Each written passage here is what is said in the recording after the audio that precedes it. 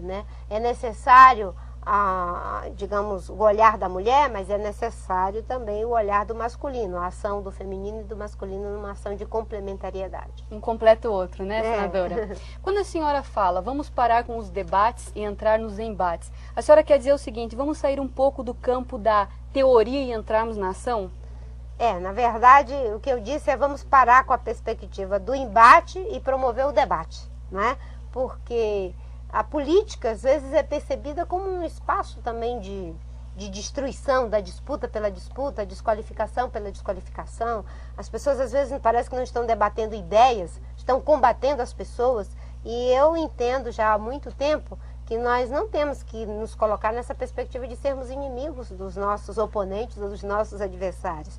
Eu sempre digo que eu não sou inimiga da ministra Dilma, nem do governador Serra, nem do Ciro Gomes, que aliás é meu amigo, o Ciro. Eu estou defendendo um ponto de vista diferente, né? Mas isso não me dá o direito de falar qualquer coisa a respeito deles. E eu acho que a política, ainda que uma parte dos líderes não façam eles mesmos a baixaria, a agressão, eles terceirizam a baixaria e a agressão para que os seus repetidores façam isso de uma forma muito pior, que é nas escondidas, de forma distorcida, resvalada, que tem um bom componente de covardia em tudo isso, né? Eu fui vítima em alguns momentos desse tipo de política, eu sempre peço a Deus que me ajude e dê sabedoria para fazer um debate honesto, com firmeza, né, com a contundência necessária quando tiver que ser, mas com muita honestidade, inclusive com os meus opositores. Senadora, a senhora considera que um dos momentos mais difíceis da sua vida política foi a saída do PT após 30 anos? Foi um momento muito difícil. Acho que eu tive 3 momentos assim de muita dificuldade na minha vida. Uma foi a perda da morte da minha mãe, quando teve a morte da minha mãe.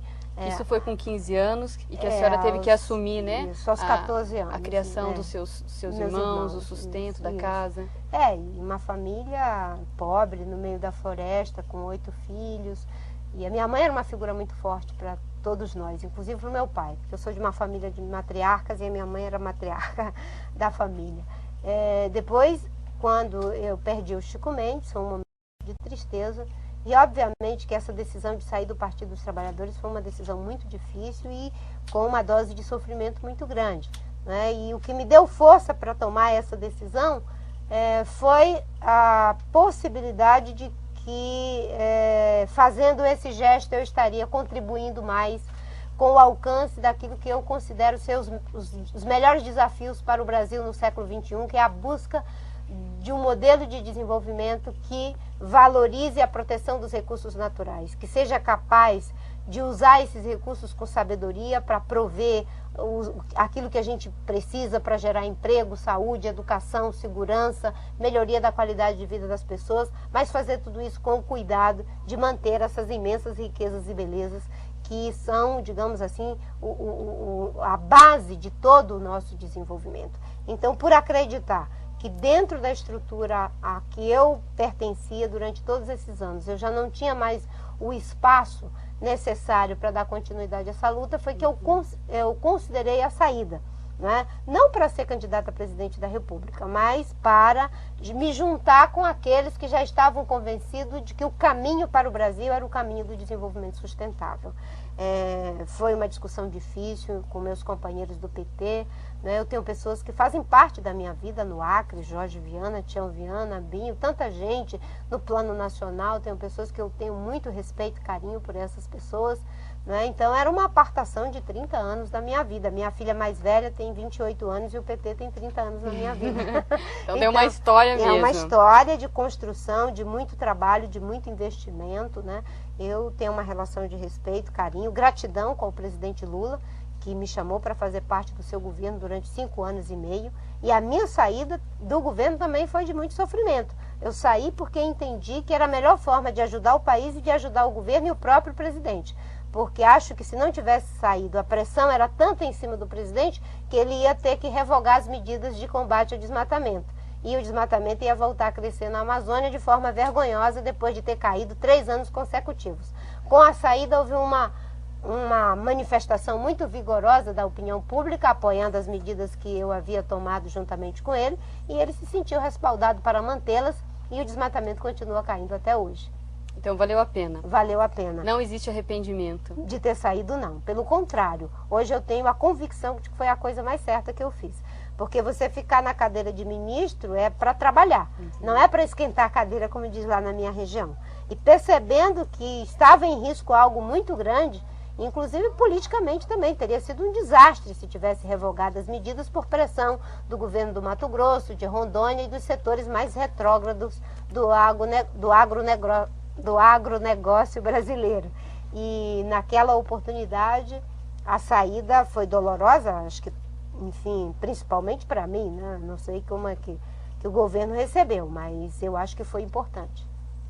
Senadora, a senhora diz o seguinte: quero ser mantenedora de utopias e mobilizar as pessoas. A gente estava conversando que a senhora é uma discípula desse pensamento, né?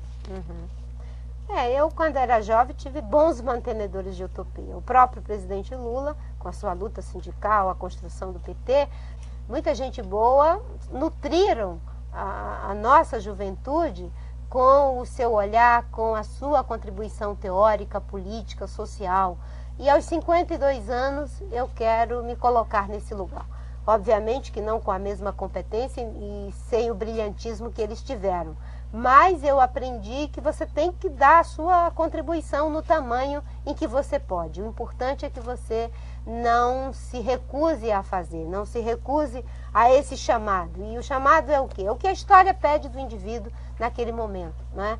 E durante esses 30 anos de militância social, eu tenho me dedicado à defesa dos direitos humanos, da saúde, da educação e principalmente à defesa do meio ambiente. Eu acho que esse era o momento de, enfim, me colocar a serviço também de um projeto político que agregue e congregue os jovens, porque a minha geração, teve a contribuição dessas pessoas. Elas estavam ali com a gente, mostrando que as coisas eram difíceis, mas não eram impossíveis de serem realizadas. A conquista da democracia no Brasil foi uma luta desses gigantes que, junto com os jovens sonhadores e ousados que eram, reconquistaram a democracia para o nosso país. Um grande legado. Qual é o legado que nós estamos deixando para as próximas gerações? Qual é a mudança que nós estamos promovendo hoje para que no futuro deles eles possam se orgulhar desse passado?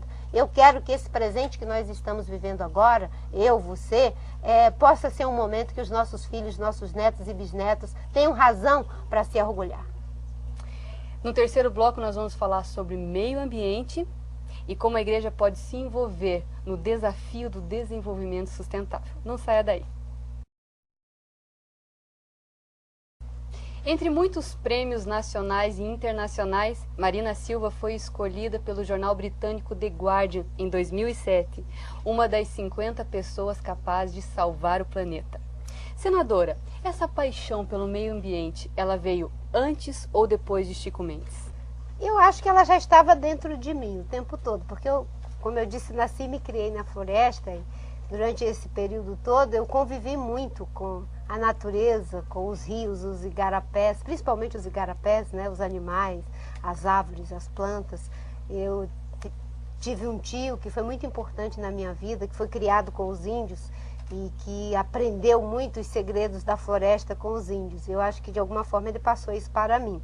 Mas o despertar mesmo dessa consciência como militância e atividade política foi com o Chico Mendes, né? Era algo que eu vivia como indivíduo, mas fazer com que isso transitasse para um espaço de militância social foi graças ao Chico Mendes e o envolvimento com a teologia da libertação. Na sua vida, quem foi Chico Mendes? Chico Mendes foi um professor, um irmão mais velho. Talvez um mentor? Com certeza, também um mentor. Alguém que me ensinou que as coisas todas estavam ligadas. A defesa da melhoria da vida das pessoas, dos direitos, a defesa da floresta, dos rios, do ar puro que a gente respira, tudo era uma coisa só. E o Chico era uma pessoa que tinha uma facilidade enorme de comunicar, era uma pessoa que conversava. Ele era muito ruim de discurso, mas era muito bom de conversa. E eu aprendi muita coisa com ele, inclusive esse olhar mais cuidadoso para a política, ver a política como um espaço de serviço e não de serviço, né? Ver a